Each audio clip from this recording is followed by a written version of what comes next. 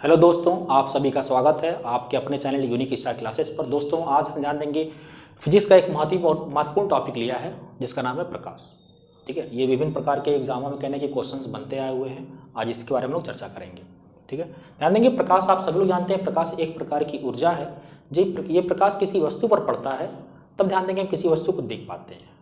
अगर प्रकाश ध्यान देंगे किसी वस्तु पर अगर नहीं पड़ता है या प्रकाश है ही नहीं तो हम किसी वस्तु को नहीं देख पाते। ठीक है, यानी हमारी आंखों को संवेदित भी करता है प्रकाश।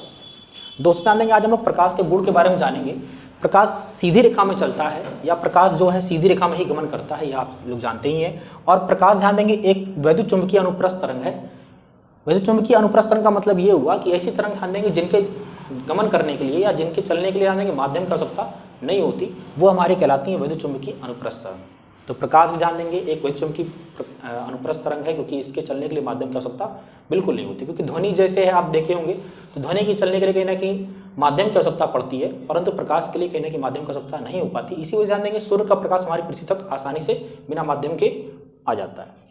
और ध्यान देंगे प्रकाश की जो सर्वाधिक चाल होती है वो निर्वात में सबसे ज़्यादा होती है। आप देख पा रहे होंगे 3 × 10⁸ मीटर प्रति सेकंड होती है।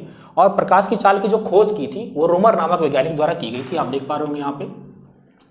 और आगे देखेंगे तो आप यहाँ पे जानेंगे कि प्रकाश की जो चाल होती है सघन माध्यम में ध्यान देंगे कम होती है और विरल माध्यम में सबसे ज़्यादा होती है। ठीक है, इसके अलावा ध्यान देंगे द्रव में जो इसकी चाल होती है 2 × 10⁵ × 10⁸ मीटर प्रति सेकंड होती है। जबकि कांच में बात करें तो कांच में ध्यान देंगे द्रव की अपेक्षा कांच में ध्यान देंगे इसकी चाल जो होती है कम होती है। क्योंकि अभी हम लोगों ने डिस्कस किया कि प्रकाश की चाल ध्यान देंगे सघन में कम होती है और विरल में ज़्यादा होती है। क्योंकि ध्यान देंगे सघन में अणु जो होते हैं वो पास पास होते हैं, जबकि विरल के अणु कहीं ना कहीं दूर दूर होते हैं। तो कांच में जो चाल होती है इसकी 2 × 10⁸ मीटर प्रति सेकंड होती है। ठीक है, प्रकाश की तरंग दैर्घ्य ध्यान देंगे आपको मिलेगा 3900 एंगस्ट्रॉम से आपको 7800 एंगस्ट्रॉम के बीच मिलेगा। और ध्यान देंगे सूर्य का प्रकाश पृथ्वी तक पहुंचने में 8 मिनट 19 सेकंड का समय लेता है, या 8 मिनट 19 सेकंड में सूर्य का प्रकाश जो हमारे पृथ्वी तक पहुंच पाता है। सूर्य का प्रकाश ध्यान देंगे चंद्रमा से टकराकर पृथ्वी तक पहुंचने में 1 मिनट 28 सेकंड का समय लेता है। उसके बाद बात करें ध्यान देंगे प्रकाश ध्यान देंगे दोहरी प्रवृत्ति रखता है। दोहरी प्रवृत्ति में ध्यान देंगे एक तरंग के रूप में चलता है और एक कण के रूप में चलता है। हम तरंगों के रूप में कैसे जान पाएंगे, उसके लिए हमें परावर्तन पढ़ना पड़ेगा, अपवर्तन पढ़ना पड़ेगा, व्यतिकरण पढ़ना पड़ेगा, विवर्तन और ध्रुवण में पढ़ना पड़ेगा, तो हम जान पाएंगे कि प्रकाश तरंग रूप में कैसे चलता है। उसके बाद बात करें तो कण के रूप में कैसे चलेगा, इसके लिए हमें प्रकाश वैद्युत प्रवाह जानना होगा और क्रिप्टॉन प्रवाह जानना होगा। दोस्तों, हम लोग आगे देखते हैं प्रकाश का परावर्तन कैसे होता है। और प्रकाश का परावर्तन जान देंगे है क्या, रिफ्लेक्शन ऑफ लाइट इसे इंग्लिश में बोलते हैं। जान देंगे प्रकाश जब किसी चिकने सतह से टकराती है या प्रकाश की किरण किसी चिकने सतह से टकराती है तो टकराने के पश्चात उसी माध्यम में रिटर्न हो जाती है।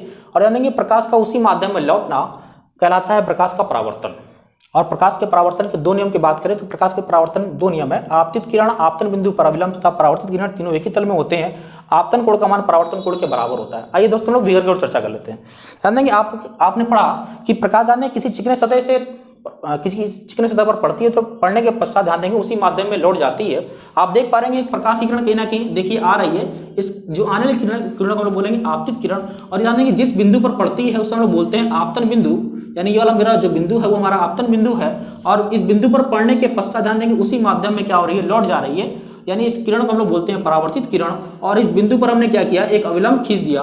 ध्यान देंगे तो ये हमारा क्या चीज, आप लोग का पहला नियम क्या हो जाएगा, आपतित किरण आपतन बिंदु पर अविलंब और परावर्तित किरण तीनों कैसे होते हैं, एक ही तल में होते हैं। आप देख पा रहे होंगे यानी आपतित किरण, परावर्तित किरण और आपतन बिंदु पर मैंने एक अविलंब डाल दिया है, तीनों एक ही तल पर है। और ध्यान देंगे अविलंब के ध्यान देंगे इधर वाला जो कोण हमारा है, यानी कोण आप देख पा रहे हो कोण आई, और ये हमारा कोण कैसा है, आपतन कोण है। और यहाँ पे कोण आर जो है ये कैसा है, तो आप कहेंगे सर परावर्तन कोण है।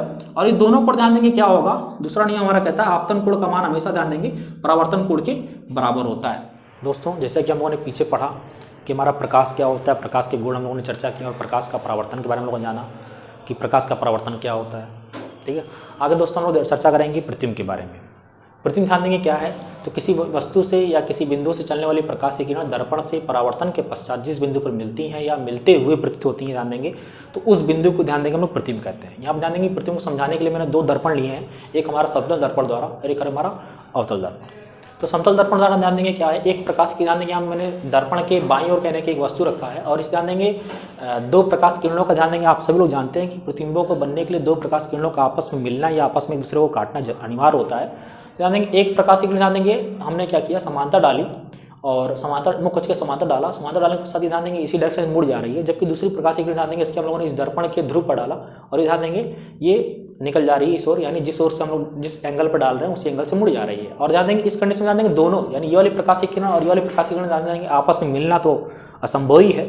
इस वजह से हम लोग करते क्या है, इसके दूसरी ओर क्या करते हैं हम लोग दोनों प्रकाशीय किरणों को मिला करके यानी आभासी तरीके से हम लोग मिला करके क्या कर लेते हैं, आभासी प्रतिबिंब प्राप्त कर लेते हैं। और आभासी प्रतिबिंब ध्यान देंगे जो बनता है समतल दर्पण द्वारा वो सीधा बनता है, आभासी आप लोग जानते हैं सीधा बनता है, और दर्पण के ध्यान देंगे पीछे यानी दर्पण के इस साइड से बन रहा है। और ध्यान देंगे इसमें क्या हो रहा है, वस्तु की लंबाई प्रतिबिंब की लंबाई के बराबर होता है। जबकि अवतल दर्पण हम लोग ले रहे हैं, अवतल दर्पण में क्या होगा ध्यान देंगे एक वस्तु ध्यान देंगे प्रकाशीय किरण कहना कि मुख्य अक्ष के समांतर चलेंगी और मुख्य अक्ष के समांतर चलने के पश्चात F से होकर गुजर रही है, और दूसरी प्रकाशीय किरण ध्यान देंगे उसके C से गुजर रही है यानी वक्रता केंद्र से होकर गुजर रही है और ये उसी डायरेक्शन में लौट जा रही है। ध्यान देंगे आप दोनों प्रकाशीय किरणें कहाँ पर एक दूसरे को काट रही है, तो आप देख पा रहे हैं C और F के बीच में काट रही है, और यहीं भी ध्यान देंगे वस्तु से छोटा प्रतिबिंब आपको मिलेगा। और ये प्रतिबिंब जो मिल रहा है ये दोनों प्रकाश किरणों के वास्तव में मिलने से बन रहा है। इस वजह ध्यान देंगे ये प्रतिबिंब हमारा कैसा होगा, वास्तविक होगा, उल्टा होगा, और ध्यान देंगे C और F के बीच में बनेगा, और ध्यान देंगे वस्तु से कैसा प्रतिबिंब होगा, वस्तु से छोटा प्रतिबिंब होगा। ठीक है, इस आधार पर हम लोगों ने जाना कि प्रतिबिंब कितने प्रकार के होते हैं। प्रतिबिंब दो प्रकार के होते हैं, यहाँ पे लिखा भी है कि वास्तविक प्रतिबिंब और आभासी प्रतिबिंब। वास्तविक प्रतिबिंब ध्यान देंगे कैसा होता है, सदैव उल्टा और दर्पण के सामने बनता है। यहाँ पे आप लोगों ने देखा कि जो प्रतिबिंब था हमारा उल्टा था और दर्पण के सामने ही बना। परावर्तित किरण ध्यान देंगे आपस में वास्तव में मिलती हैं, आप देख पा रहे हो दोनों किरणें कहीं ना कहीं आपस में एक दूसरे से काटी या एक दूसरे से मिली, तो कहीं ना कहीं हमारा वास्तविक प्रतिबिंब प्राप्त हुआ। और ध्यान देंगे इन्हें हम लोग पर्दे पर, इस प्रतिबिंब को हम लोग ध्यान देंगे पर्दे पर ले सकते हैं। जबकि आभासी प्रतिबिंब ध्यान देंगे जैसे इसके उल्टा होता है, आप देख पा रहे होंगे सदैव सीधा ध्यान देंगे, सदैव यानी दर्पण के ध्यान देंगे पीछे बना है ना, और सीधा बना यानी वस्तु की लंबाई यहाँ पे हम लोगों ने देखा था। और ध्यान देंगे इन्हें हम लोग पर्दे पर नहीं ले सकते, यानी इस जो प्रतिबिंब हमारा यहाँ प्राप्त हुआ इसे हम लोग पर्दे पर नहीं ले सकते। ध्यान देंगे समतल दर्पण द्वारा जो प्रतिबिंब यहाँ पे बना है इससे कुछ प्रमुख बातें यहाँ पे मैंने डिस्कस की हैं, यहाँ पे मैंने बताया है। ध्यान देंगे समतल दर्पण की वक्रता त्रिज्या जो होती है वो अनंत होती है। ध्यान देंगे वक्रता त्रिज्या का मतलब ये हुआ कि समतल दर्पण ध्यान देंगे पूरा समतल होता है, इस वजह ध्यान देंगे कर्व होता ही नहीं यानी वक्र होता ही नहीं है। यानी कहने मतलब क्या है कि ध्यान देंगे इसकी लंबाई अगर बात करूँ तो सीधे सीधे होने का ध्यान देंगे ये जो इसकी वक्रता त्रिज्या जो होगी, कहने की आप सभी लोग जानते हैं वक्र होने के लिए कहने कि इसको क्या होना पड़ेगा, थोड़ा सा मुड़ा होना चाहिए, जबकि ये मुड़ा होना होकर के सीधे सीधे होता है। इस वजह से ध्यान देंगे इसकी जो वक्रता त्रिज्या होती है अनंत होती है, और इसकी फोकस दूरी भी कहीं ना कहीं अनंत होती है, क्योंकि ध्यान देंगे आप सभी जानते हैं क्योंकि फोकस जो होता है वो वक्रता त्रिज्या का आधा होता है। ध्यान देंगे जब हमारा वक्रता त्रिज्या अनंत है तो हमारा कहने की फोकस भी अनंत ही होगा। और इसके अलावा अगर बात करूँ समतल दर्पण की जो क्षमता होती है, समतल दर्पण की क्षमता ध्यान देंगे शून्य होती है, क्योंकि आप जानते हैं क्योंकि किसी भी चीज़ की क्षमता यानी क्षमता की अगर बात करें तो लेंस की क्षमता या फिर आप दर्पण क्षमता बात करें तो उसके फोकस दूरी के व्यक्त अनुपाती होता है।